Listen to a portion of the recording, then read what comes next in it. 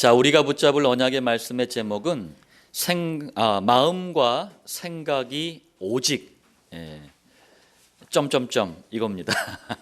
마음과 생각이 오직 진짜 점점점이에요. 일본에 세계적으로 유명한 도쿄 대학교가 있습니다. 여기에 이제 의과 학부가 있는데 그 병원도 있어요. 그 병원의 췌장암, 암 중에 제일 힘든 암이 췌장암이라고 하죠. 그 전문 의사가 있었어요. 근데 이 의사가 어느 날 이제 자기도 이제 암 검사를 한번 해본 거예요. 근데 공교롭게도 췌장암 판정을 받은 거예요. 그러니까 이분이 아무 얘기도 말하지 않고 조용히 짐 싸가지고 산으로 들어갔어요. 근데 일주일 만에 시신이 발견이 됐어요. 자살을 해버린 거예요. 왜 그랬냐면은 이분은 암 전문 의사였단 말이에요. 그리고 솔직한 의사들은 얘기합니다. 진짜 암은 못 고친다라고 얘기를 해요. 근데 또 췌장암이었고 그래서 가장 고치기 힘든 암에 내가 걸렸구나 해서 이분이 자살한 거예요. 암 때문에 죽은 게 아니고 마음과 생각이 그렇게 이제 자살로 이끈 거죠. 제가 분명하게 말씀드립니다. 암 때문에 사람이 죽는 게 아니에요. 가만히 보니까 암 때문에 죽는 게 아니고 암 걸리면 죽는다는 그 마음과 생각 때문에 죽는 거예요. 그러니까 마음과 생각이 이만큼 중요한 거예요. 제가 현장에서 복음 전해서 또 복음 지속하면서 암 치료된 분들도 많습니다. 무슨 얘기예요? 이거는 꼭 죽고 사는 문제가 아니라는 얘기예요. 마음과 생각을 어떻게 먹느냐, 마음과 생각의 상태가 어떠느냐, 이게 이제 굉장히 중요하다는 말씀입니다. 자, 그래서 서론으로 오늘 우리가 좀 잘 봐야 되겠습니다. 성경은 이 마음과 생각에 대해서 어떻게 말씀하시는지를 좀 잘 봐야 되겠어요. 성경에서 말씀하시는 마음과 생각을 모르니까 상담을 아무리 해도 문제가 해결이 안 되는 거예요. 성경에서 말씀하시는 마음과 생각에 대해서 모르니까 뭐 육신적인 여러 가지 일들 또 심지어는 의학을 이렇게 의학적으로 약을 발명해도 낫지를 않는 거예요. 이걸 좀 여러분들이 잘 이해를 하셔야 됩니다. 먼저 마음, 사람들에게 제가 이제 마음이 어디 있습니까? 우리 남집사님 마음이 어디 있습니까? 이렇게 물으면은 대부분 그래요. 여기 있대요. 가슴 속 심장을 가리킵니다. 그런데 마음이 정확히 어딘지는 아무도 모릅니다. 마음은 몰라요. 자, 성경은 이 마음을 뭐라고 얘기하냐면은 하나님께서 저와 여러분들 이 땅에 태어날 때 우리 몸속에 영을 담아 주셔요. 영. 자, 이 영이 성경은 죽어 있다라고 얘기해요. 왜? 원죄 사단 지옥 때문에 죽어 있다. 그러니까 하나님을 인식하지 못하는 걸 하나님은 죽었다라고 보는 거예요. 자, 그러다가 어느 날 예수님을 그리스도로 믿고 영접을 하게 됩니다. 그러면은 그 순간 성령님이 들어오시게 돼요. 어디에 들어오시느냐? 마음에 들어오셔요. 내 영이 있는 그곳에 성령이 들어오셔서 함께 하시는 거예요. 바로 내 영이 머무는 자리, 성령님이 들어오셔서 함께 하시는 그 자리가 마음이에요. 아주 중요하죠. 그러니까. 자, 그래서 고린도후서 1장 22절에 그가 또한 우리에게 인치시고, 자, 인치셨다는 말은 여러분들이 예수님을 영접하는 그 순간 하나님이 너 내 거 하면서 도장을 꽝 찍어줬다는 얘기예요. 여러분들 이럴 때 한 번씩 기절도 하고 그래야 되는 거예요. 언제 기절합니까? 저와 여러분들을 이렇게 참 못난 저와 여러분들을 하나님 자녀야 너는 하나님 거야 하면서 도장을 꽝 찍었다니까요. 자, 그리고 이 정도가 아닙니다. 이것도 모자라서 보증으로 우리 마음에 성령을 주셨느니라. 우리 마음은 성령이 계시는 자리입니다. 그런데 앞에 보증이라는 단어가 있어요. 헬라어 언어를 살펴보니까 이게 원래 상업적인 용어예요. 상업적인, 장사할 때 쓰는 용어란 얘기예요. 이 무슨 뜻이냐면은 보증금이란 뜻입니다. 여러분들 보증금 내보셨잖아요. 뭐 집 세워둘 때 이럴 때. 예. 다시 말하자면은 여러분을 하나님 자녀 삼으실 때 하나님이 여러분들에게 직접 보증금까지 걸어두시고 자녀를 삼으셨다는 얘기예요.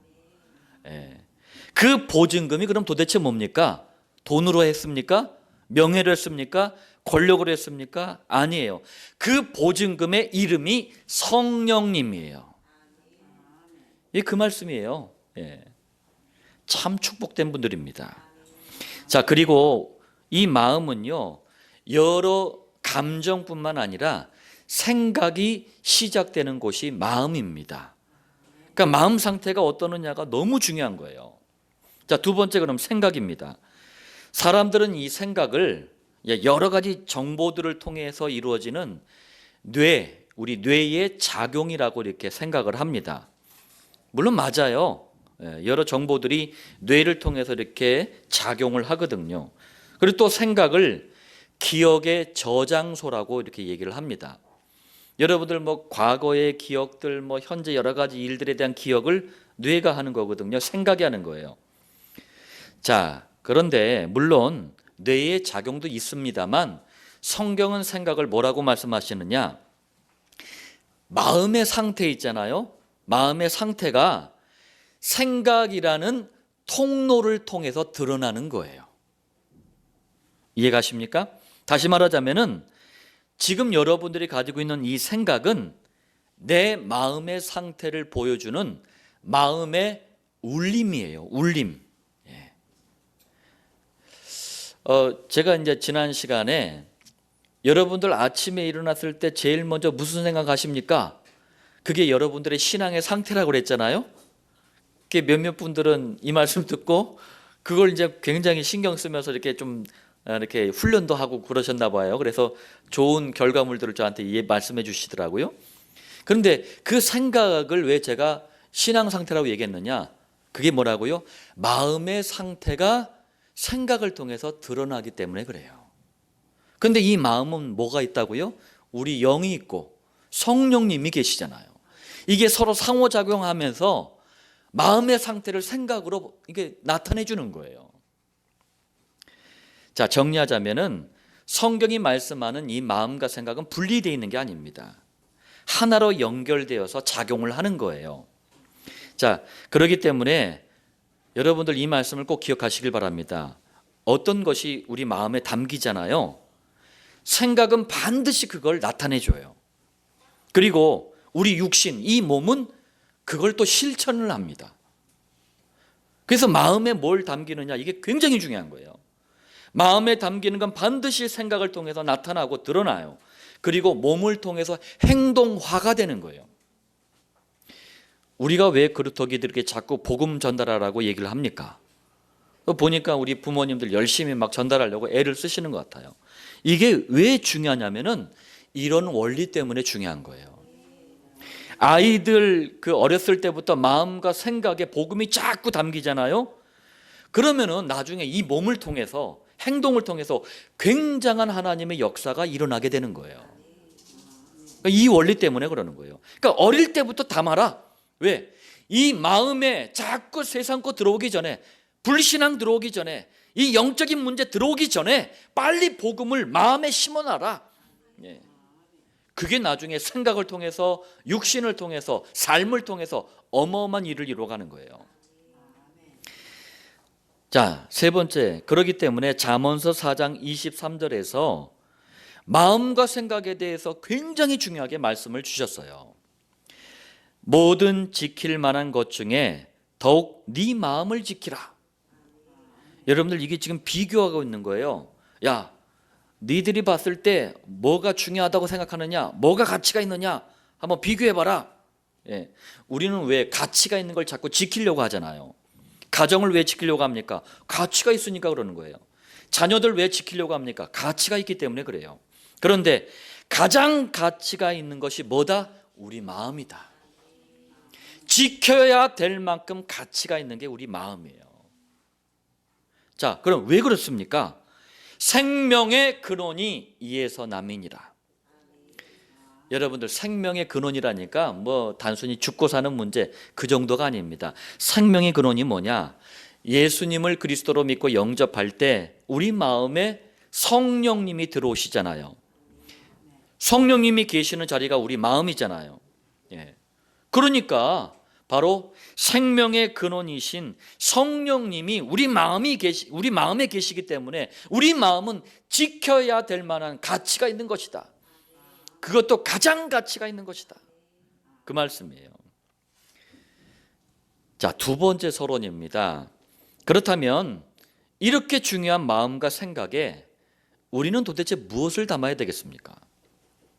제가요, 다른 목사님들은 얘기하지 않는데 저는 어떤 부분에 대해서 막 굉장히 너무 저걸 세게 말씀하신다는 부분들이 있어요. 그거는 솔직히 말씀드리자면 제가 세게 말씀하는 게 아니고 성경이 세게 말씀하기 때문에 저도 세게 말하는 거예요. 목사는요, 성경이 세게 말하는 거 세게 말해야 돼요. 성경이 작게 말하는 건 작게 말해야 돼요. 근데 왜 그걸 그렇게 하느냐? 그게 다 마음에 담기기 때문에 그래요. 자, 그리고 내 마음대로, 내 생각대로 안 되는 게 내 마음 생각 아닙니까? 그러면 이런 내 마음대로 안 되는 이 마음 생각을 어떻게 관리해야 됩니까? 관리해야 되거든요. 또 마음과 생각이 진짜 힘을 얻는 길은 또 뭡니까? 여러분들 마음과 생각이 무너지면은 다 무너지는 거예요. 그래서 제가 아이들을 양육할 때 제일 신경 쓰는 게 뭐냐면 낙심시키면 안 돼요. 이게 떨어질 마음심, 이게 낙심이에요. 아이들을 낙심시키면 안 돼요. 예. 왜? 그러면 그 마음에 굉장한 상처가 생겨버려요. 자, 그래서 이 마음과 생각을 진정 힘을 얻게 하는 길이 뭐냐? 이 세 가지 질문에 대한 답이 오늘 본론에 있습니다. 특히 습관적으로 불안하신 분, 초조하신 분, 두려움을 갖고 계신 분들, 이것 때문에 어려움 당하시는 분들은 오늘 이 말씀을 더욱 붙잡으시길 바랍니다. 또 염려, 근심, 걱정을 체질화하신 분들이 있어요. 그런 분들은 늘 고민을 떠안고 삽니다. 이런 분들은 이 답을 더욱더 붙잡길 바랍니다. 자, 본론 첫 번째입니다. 여러분들 마음과 생각 속에 오직 그리스도, 오직 복음, 이걸 자꾸 심고 넣으시길 바랍니다. 예. 그래야지만 우리가 힘을 얻어요. 그래야지만 우리가 우리 마음 생각을 지킬 수가 있어요. 자, 왜 그렇습니까? 사단은요, 사람을 공격할 때 가장 먼저 마음과 생각을 공격을 합니다. 왜요? 사단도 아는 거예요. 마음과 생각이 얼마나 중요한지 사단이란 놈도 알아요. 한국에서 시작돼서 전 세계에 약 1000여 개의 지부를 세운 단체가 한 곳이 있습니다. 이승원 회장이 만든 단월드라는 단체예요. 단월드 들어보셨을 거예요. 현대인들의 지친 마음과 생각을 평안으로 또 치유로 인도해 준다. 얼마나 좋습니까? 지금 현대인들이 가지고 있는 가장 고질적인 문제가 그 문제거든요. 그걸 아는 거예요. 아니, 흑암단체도 이걸 아는 거예요. 교회가 이걸 못 해주고 있으니까 단월드에 사람들이 얼마나 많이 모이는지 몰라요. 전 세계적인 단체가 돼버렸다니까요. 그런데 이 이승원 회장이 여러 1000여 개 지부들, 마스터들이 있어요. 지부를 운영하는 마스터들을 다 따로 이렇게 모아가지고 이승원 회장이 딱 가운데 의자에 딱 앉아가지고 지팡이 같은 걸 하나 딱 들고 앉더라고요. 그러더니만 마스터들이 딱 앉아 있어요. 그 전부 다 이제 수련을 하는 거예요. 이 이승원 회장한테 특별한 수행을 또 연습을 하는 거예요. 그런데 제가 그걸 딱 보는데, 야, 이거 어서 많이 보던 장면이야.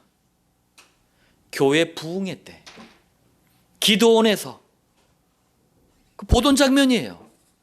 전부 일어나가지고 막 그게 이제 나를 비우는 거예요. 나를 비우면은 이게 기라고 얘기하는데 그 귀신이에요. 귀신이 내 안으로 충만해지도록 내 몸을, 내 정신과 마음을 놔버리는 거예요.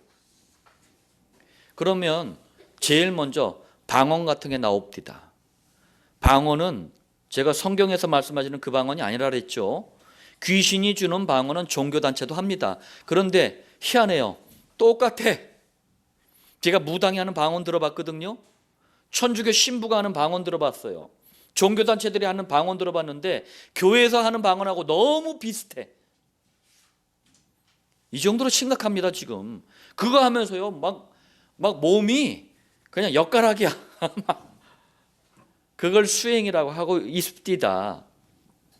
이러면은요 마음과 생각에 평안과 치유가 오는 게 아니고 다른 심각한 영적인 문제와 귀신의 역사를 만나게 돼요. 우리가 살려야 될 현장입니다. 이 현장들이 전부 다. 자, 사도행전 5장 3절에 한번 보십시오. 사단이 네 마음에 가득하여. 이게 무슨 말이냐면은 초대교회에 바나바란 이 복음의 사람이 있었어요. 바나바. 어서 많이 들어보셨죠? 바울을 도왔던 사람이 바나바입니다. 근데 전도와 선교가 너무 중요하기 때문에 자기 삶의 터전이 밭 아닙니까? 밭. 이 밭을 팔아가지고 몽땅 헌금을 드린 거예요. 얼마나 귀중한 헌신입니까? 자, 그런데 아나니아 삽비라 부부가 이걸 본 거예요. 그걸 딱 보는데 갑자기 배가 아파. 웬일인지 배가 아파. 그러니까 사단이 이걸 눈치 딱 채고 이 두 부부의 마음과 생각에 시기, 경쟁, 질투심을 막 불어넣어 준 거예요. 그래서 부부가 갑자기 그냥 큰 수를 친 거예요. 나도 헌금하겠다. 나도 다 팔아가지고 헌금하겠다. 웬걸 딱 헌금하려고 딱 보니까 너무 아까워. 그래가지고 아무도 모르겠지 하면서 일부만 쓱 빼놓고 나머지는 이제 헌금으로 드렸어요. 결국 이 두 부부는 쌍무덤의 비극을 안고 세상을 떠났습니다. 쌍무덤이라고 아세요? 부부가 동시에 그날 다 죽었어요. 자, 요한복음 13장 2절에 마귀가 벌써 시몬의 아들 가롯 유다의 마음에, 여러분들 이게 제가 인용하는 오늘 성경 구절들을 잘 보시길 바랍니다. 마음이란 단어가 늘 들어가 있어요. 마음에 생각, 예수를 팔려는 생각을 넣었더라. 자, 이게 무슨 얘기냐면요, 예수님께서 직접 세운 12 제자 중 한 사람입니다. 여러분들 이 하나만으로도 얼마나 영광스럽습니까? 그런데 이 한 사람 가롯 유다는 복음보다는 다른 것에도 관심이 많아. 딱 보니까 예수님 주변에 너무 사람들이 많이 쫓아다니잖아요. 그러니까 완장 하나 뜩 차고 호루라기 불고 막 줄 서세요. 이런 게 너무 멋있어 보이는 거야. 그리고 돈에 관심이 많아요. 그래서 헌금위원, 재정위원 이러면 지가 한대. 막 지가 한대. 사단이 이걸 눈치채고 마음과 생각에 예수님을 팔려는 생각을 넣은 거예요. 그래서 예수님을 팔았습니다. 이 가룟 유다는 결국 자살로 인생을 마감합니다. 여러분 한번 보세요. 사단은 우리 마음과 생각을 먼저 공격합니다. 자, 그래서 두 번째입니다. 우리는 사단에게 속지 않고 마음과 생각을 지키기 위해서 그리스도의 복음을 자꾸 넣으라는 얘기예요. 왜 그렇습니까? 하나님의 말씀인 성경이 마음과 생각을 지키는 유일한 방법으로 말씀하신 게 복음이에요. 그리스도예요. 여기다가 자꾸 다른 걸 넣으니까 문제가 해결이 안 되고 더 심각해져 버리는 거예요. 한번 증거를 보겠습니다.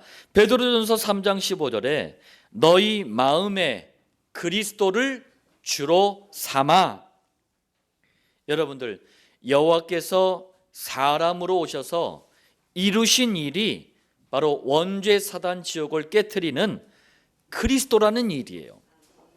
이 바로 그리스도를 뭘로 삼으라고요? 주로 삼으래요. 대충 딱 보니까 주인으로 삼으란 얘기구나, 그 얘기가 아닙니다. 그리스도 이분이 누구냐? 주라는 얘기예요. 주가 누굽니까? 바로 여호와세요. 여호와이신 그리스도를 마음에 담으라는 얘기예요. 이게 또 히브리서 13장 9절에 여러 가지 다른 교훈에 끌리지 말라. 마음은 은혜로서 굳게 함이 아름답고 다른 교훈은 제가 늘 말씀드리지만 다른 복음을 말합니다. 우리 마음과 생각에 다른 복음이 들어와 있는 게 모든 문제의 시작입니다. 사람들은 그래요. 문제가 터지고 어려움 당하면은 사람 때문에, 환경 때문에, 뭐 때문에 이렇게 얘기를 합니다. 그런데 희한해요. 교회 다니는 분들조차도 진단을 그렇게 해요. 아닙니다. 다른 복음이 내 마음과 생각에 들어온 것이 모든 문제의 시작이에요. 제가 보니까 어디도 이렇게 얘기를 안 합디다. 성경은 이렇게 얘기하는데 목사들이 이렇게 얘기를 안 합디다. 아유, 성공해야지. 아이고, 인격 좀 수준 좀 높여야지. 아닙니다. 그게 문제의 시작이 아니에요. 자, 그래서 이 마음과 생각을 뭘로 채우래요? 은혜로 채우래요. 그럼 여러분들, 은혜라는 게 도대체 뭐냐고요? 이 은혜를 몰라가지고 70년대, 80년대 대한민국의 소위 말하는 양적 부흥의 절정기를 죄다 다 이상한 짓으로 시간을 보내버린 거예요. 그 대가가 우리 후대들이에요. 교회가 후대들이 자꾸 떠나가 버리잖아요. 그때 경험했던 그 이상한 은혜를 지금도 은혜라고 잡고 있는 우리 윗세대들 전부 심각하잖아요. 성경은 은혜가 뭔지를 밝히고 있는데 왜 그 은혜를 체험 안 시키고 엉뚱한 걸 자꾸 체험시키냐고요. 요한복음 1장 14절에 말씀합니다. 은혜가 뭔지를 말씀하는 거예요. 말씀이 육신이 되어 우리 가운데 거하심에, 말씀으로 역사하시던 하나님이 인간 구원을 위해서 사람의 몸을 입고 이 땅에 오셨다는 얘기예요. 그런데 그분을 향해서 뭐라고 얘기하십니까? 은혜와 진리가 충만하더라. 은혜와 진리가 충만한 분이 누구십니까? 그럼 바로 그리스도의 일을 하신 예수님이세요. 마음과 생각에 어떤 은혜를 담으라는 겁니까? 예수님 그분이 누구신가? 그 은혜를 담으라는 얘기예요. 예수 안에 있는 성경 66권과 이 모든 비밀을 담으라는 얘기예요. 마음과 생각의 병 중에 가장 심각한 병이 요즘은 우울증이에요. 정말 심각합니다. 사람들을 자살로 몰고 가기 때문에 더 심각한 거예요, 이게. 저도 29살 때 심각한 우울증을 알았습니다. 그런데 어느 날 은혜로 복음을 깨달아가면서 나은 줄도 모르고 나왔어요. 왜? 복음이 너무 이게 좋아가지고 복음 하나만 붙잡고 있었는데 그냥 저절로 나와버렸어요. 은혜 받는 건 너무나 중요합니다. 그런데 그 은혜가 도대체 뭔 줄 알고 받아야 돼요. 요한복음 1장 17절에 또 말씀하잖아요. 은혜와 진리는 예수 그리스도로 말미암아 온 것이라. 늘 변하는 가짜 은혜, 가짜 진리가 아니고 영원한 은혜와 진리는 그리스도 안에만 있습니다. 이것 말고 다른 은혜는 없어요. 제가 늘 말씀하지 않습니까? 하나님은 유일하세요. 하나님께로부터 나오는 모든 건 유일해요. 왜? 절대 능력을 가진 절대 주권자, 전지전능하시기 때문에 유일한 거예요. 종교는 유일하지 않잖아요. 많은 걸 얘기하잖아요. 인간은 유일하지 않잖아요. 많은 걸 얘기하잖아요. 왜? 우리는 절대자가 아니기 때문에 그래요. 자, 세 번째로, 그렇다면 마음과 생각에 자꾸 넣고 심어야 될 이 복음, 그리스도라는 게 도대체 뭡니까? 그걸 설명하는 게 오늘 본문 빌립보서 2장 6절로 8절 말씀이에요. 자, 그리스도에 대해서 이렇게 말씀합니다. 2장 6절. 그는 근본 하나님의 본체시나. 그라는 것은 예수님입니다. 하나님의 본체라는 말은 뭡니까? 원래 하나님이다, 그 얘기예요. 복잡한 얘기가 없어요. 원래 하나님이시다. 그런데 하나님과 동등됨을 취할 것으로 여기지 아니하시고, 자, 간단히 말하자면 영광스러운 만왕의 왕, 하늘의 왕이신 하나님 자리를 내놔버렸다, 그 얘기예요. 우리는 명예나 자리를 위해서 싸우는데 하나님이 하나님 스스로 하나님 자리를 포기했다, 그 말이에요. 왜요? 2장 7절. 오히려 자기를 비워 종의 형체를 가지사 사람들과 같이 되셨고, 이게 무슨 말씀입니까? 하나님의 최고 걸작품이 인간이에요. 저와 여러분들은 하나님의 최고 걸작품입니다. 그런데 하나님을 떠난 이 원죄에 잡힌 상태에 빠져버렸어요. 마귀의 자녀라는 신분에 잡혀버렸어요. 지옥 가야 될 소속이라는 운명에 잡혀버렸어요. 이것을 종의 형체라고 합니다. 저와 여러분들은 출생하면서부터 이 종의 형체를 가지고 태어난 거예요. 그리고 종의 형체를 가지고 있기 때문에 살아가는 동안 내내 문제를 만나는 거예요. 이제 이유를 아시겠습니까? 자, 2장 8절입니다. 그래서 사람의 모양으로 나타나사 자기를 낮추시고 죽기까지 복종하셨으니 곧 십자가에 죽으심이라. 종의 형체를 가지고 살아가는 사람들을 구원하기 위해서 창조주 하나님이 피조물, 우리 인간의 몸을 입고 나타나신 거예요. 왜요? 죄의 삭은 사망입니다. 원죄 사단 지옥 문제는 피 흘려 죽는 그 죽음으로 대가를 반드시 치러야 돼요. 그래서 십자가에 피 흘려 죽으신 거예요. 이것을 그리스도의 일이라고 합니다. 그리스도의 일을 하신 분이 예수님이에요. 간단하게 예수는 그리스도라고 합니다. 이걸 두 글자로 복음이라 그래요. 자, 우리 마음과 생각 속에 넣어야 될 그리스도 복음이 뭔지 여러분들 이걸 늘 마음에 담아두시길 바랍니다. 그리고 66권을 통해서 이걸 계속 파내는 거예요. 캐내는 거예요. 이걸 은혜라 그래요. 자, 본론 두 번째입니다. 마음과 생각이 오직 기도로 향하도록 여러분들 여기에다가 기도에다가 여러분들의 마음을 담으시길 바랍니다. 근데 먼저 알아야 될 중요한 사실이 있어요.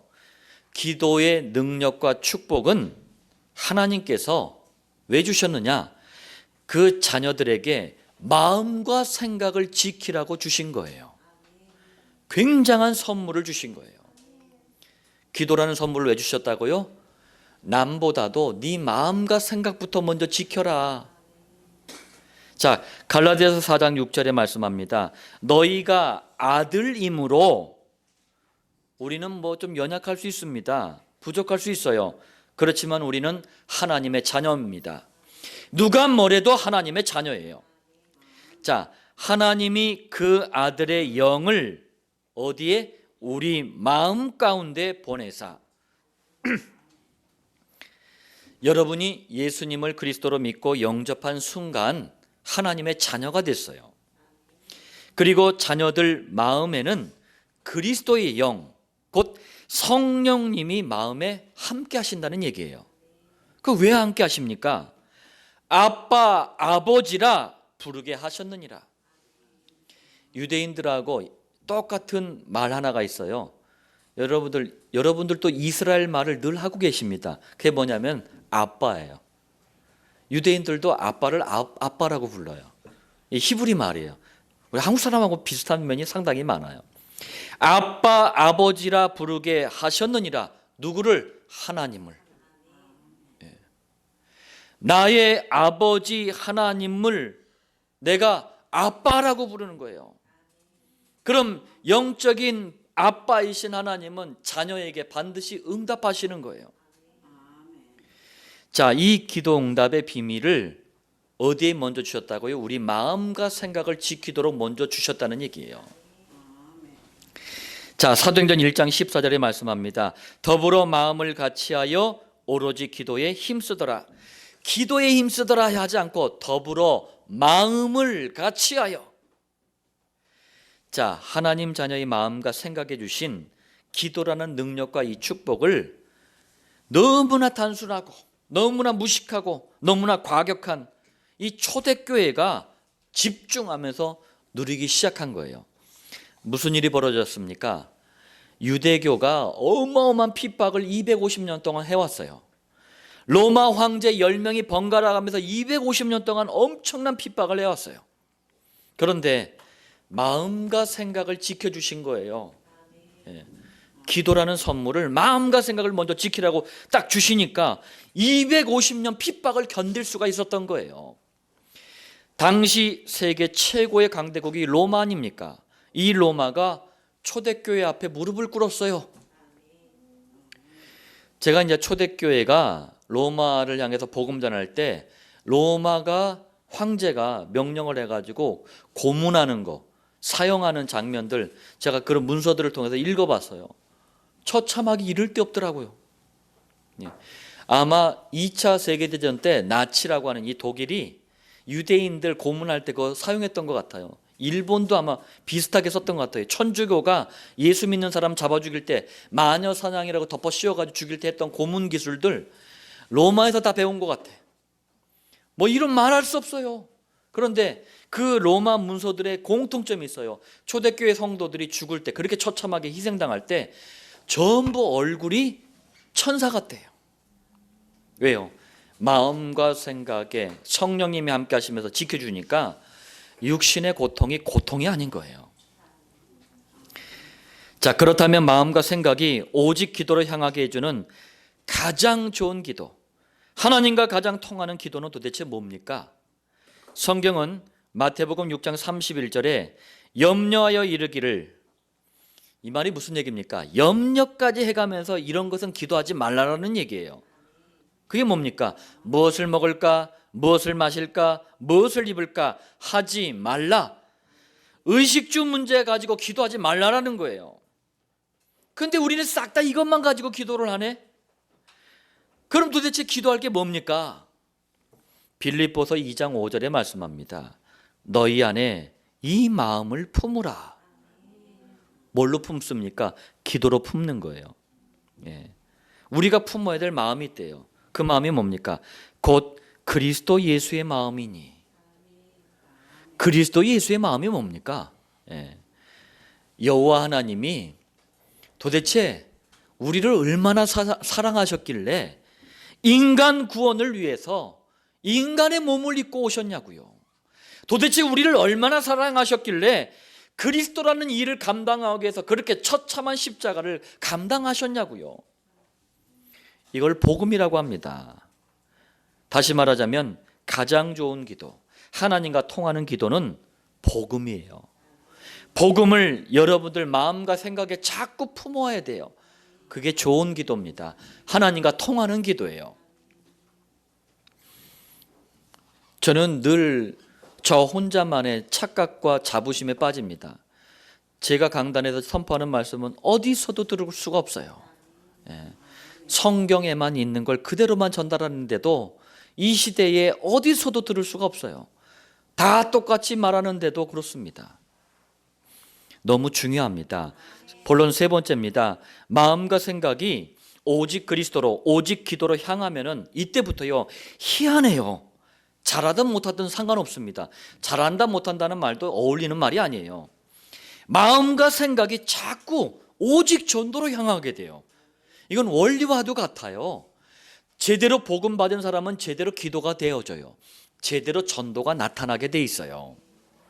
자, 첫 번째로 성경은 그리스도의 복음을 받아야 할, 곧 우리가 전도해야 될 대상인 불신자를 향해 이렇게 말씀합니다.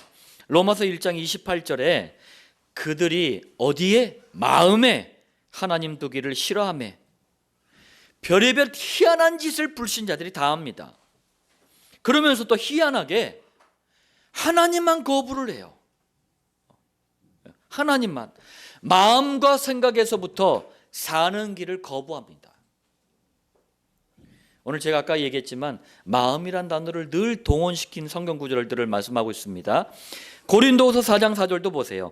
이 세상의 신이, 이 세상을 장악하고 있는 눈에 보이지 않는 참신이 아닌 가짜 신이 있습니다. 그게 사단 마귀예요. 이 세상 신, 가짜 마귀, 이 가짜 신 마귀가 뭘 한대요? 믿지 아니하는 자들의 마음을 혼미하게 하여 그리스도의 영광의 복음의 광채가 비치지 못하게 함이니. 이 마귀가 하는 일은 딱 하나입니다. 많은 일을 하는 것 같지만 한 가지 일을 해요. 불신자들의 마음과 생각을 콱 쥐고 있어요. 그래서 그리스도만 못 듣도록 모르도록 혼미하게 만드는 거예요. 사도행전 19장 9절에는 또 말씀합니다. 어떤 사람들은 마음이 굳어 순종하지 않고, 마음이 굳는다는 표현 아세요? 여기 계신 분들 중에서 몇몇 분들은 경험해 보셨는데 보니까 이게 무슨 얘기냐면 그리스도에 대해서 들어도 마음과 생각이 딱딱한 돌 같은 거예요. 그래서 들을 생각조차도 안 해. 나 다 알아. 그런 필요 없어 그래요. 이게 마음이 굳은 거예요. 오히려 그러면서 무리 앞에서 이 돌을 비방하거늘, 그 정도가 아니라 자기 체면 때문인지 몰라도 그리스도에 대해서 오히려 비난을 합니다. 제가요 병원 전도를 갔더니 말기 암 환자분이 계셔요. 이 산소호흡기를 끼고 계시는데 막 숨이 깔딱깔딱 하시더라고요. 곧 돌아가실 것 같더라고요.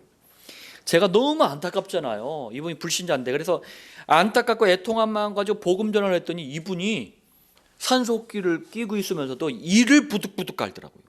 그러면서 못 듣겠대. 난 안 믿는데. 제가 이제 마음에 생각해서 이거 된통 당한 거예요. 교회 다니면서 복음도 모르는 가짜 교인들한테 된통 당한 거예요. 그러니까 죽는 그 순간까지 일을 가는 거예요. 얼마나 안타깝습니까? 눈물이 나더라고. 그래서 그 다음 주에 또 가봤어요. 안 계셔. 돌아가셨어. 이게 참 그래요. 불신자분들이 이래요. 자, 또 두 번째입니다. 마음과 생각에 오직 복음과 기도를 담으면 자연스럽게 전도로 마음과 생각이 향하게 되는데, 우리가요 바르게 전도하면은 이런 일들이 벌어집니다. 이런 일들이 벌어진다는 거예요. 우리가 연출하는 게 아닙니다. 우리가 만들어내는 게 아니에요. 하나님이 이런 일을 일으키시는 거예요. 빌립보서 2장 10절입니다. 하늘에 있는 자들과 천사들과 천국에 있는 성도들을 말합니다. 땅에 있는 자들과, 누구죠? 이 세상에 있는 우리를 얘기하는 거예요. 땅 아래에 있는 자들로, 누구죠?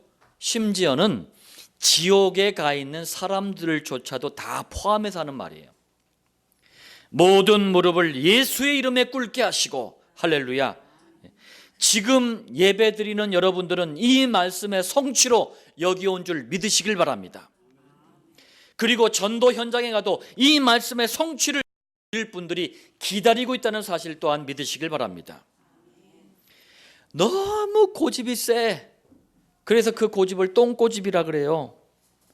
너무 또 마음이 강박해. 그래서 도무지 예수 이름 앞에 무릎을 꿇지를 않아. 그런데 그런 저희들이 예수 이름 앞에 무릎을 꿇었어요. 저 같은 악질이 예수 이름 앞에 무릎을 꿇었어요. 이 예수 이름이 얼마나 대단합니까? 그렇다면 왜 예수 이름 앞에 무릎을 꿇습니까? 빌립보서 2장 9절에 말씀합니다. 하나님이 그를 지극히 높여 모든 이름 위에 뛰어난 이름을 주사. 이게 무슨 얘기냐면요, 우리 중에 누구도 원죄 사단 지옥을 해결하는 그리스도의 일을 할 수가 없어요. 그런데 그리스도의 일을 하신 분이 예수님이에요. 그래서 예수라는 이름을 모든 이름 위에 뛰어나게 하신 거예요. 그럼 예수 이름이 얼마만큼 뛰어납니까? 여러분들, 이 이름이 얼마만큼 뛰어나느냐? 믿기만 해도 막바로 하나님의 자녀가 됩니다. 믿기만 해도 막바로 죄사함을 받아요. 믿기만 해도 막바로 영원한 천국을 상속받습니다. 믿는 사람은 누구든지 막바로 구원을 받게 됩니다. 지금 이거에 대해서 자꾸 딴소리를 하는 사람들이 많아요. 그것도 신학자들이, 그것도 목사들이 뭐 예수 이름 하나 믿는다고 이래요. 뭐 예수 이름 그까이 거 하나 믿는다고 그렇게 얘기를 해요. 그들조차도 이 이름이 아니면 구원을 받을 수가 없어요. 자, 복음과 기도로 마음과 생각이 향하는 분들이 바르게 전도하면 또 이런 일이 벌어집니다. 빌립보서 2장 11절이에요. 모든 입으로 예수 그리스도를 주라 시인하여 하나님 아버지께 영광을 돌리게 하셨느니라. 임마누엘 교회와 7천 목장에서 만나는 분들은 바로 이 말씀의 성취를 누리고 있는 분들입니다. 여러분은 그리스도를 주, 곧 구약에 5,912번이나 나오는 여호와로 고백하고 있잖아요. 그러면서 하나님께 영광을 높이는 사람들입니다. 예수님에 대한 바른 고백, 바른 발견, 바른 체험이 하나님께 영광 돌리는 일이에요. 우리가 할 수 있는 구제사랑 봉사한다고 영광 돌리는 게 아닙니다. 그건 절간 주지스님도 하잖아요. 천주교 성당의 신부도 하잖아요. 하나님께 영광 돌리는 그게 아닙니다. 모든 만물이 무릎 꿇는 예수, 그 안에 있는 어마어마한 비밀을 우리가 발견할 때, 고백할 때, 체험할 때, 누리고 증거할 때 하나님은 영광을 받는 거예요. 결론 말씀드리겠습니다. 모든 성도는 마음과 생각이 오직 복음, 오직 기도, 오직 전도로 향하도록 세 가지에 집중하시길 바랍니다. 이제 12월 달 한 달을 남겨두고 있습니다. 2019년 한 해를 여러분들 집중해야 되겠어요. 자, 첫 번째로 그리스도의 복음만 선포되는 강단 말씀에 집중하면서 마음과 생각에 그리스도 이 복음을 자꾸 심고 넣으시길 바랍니다. 두 번째, 그리스도의 복음만 묵상하는 정시 기도에 집중하면서 마음과 생각이 자꾸 기도로 향하게 되시길 바랍니다. 세 번째, 그리스도의 복음에 증인이 되는 목장 전도에 집중하면서 마음과 생각의 모든 방향이 전도로 향하게 되시길 바랍니다. 이 말씀의 성취를 누리는 복된 증인들 되시길 예수님의 이름으로 축원드립니다.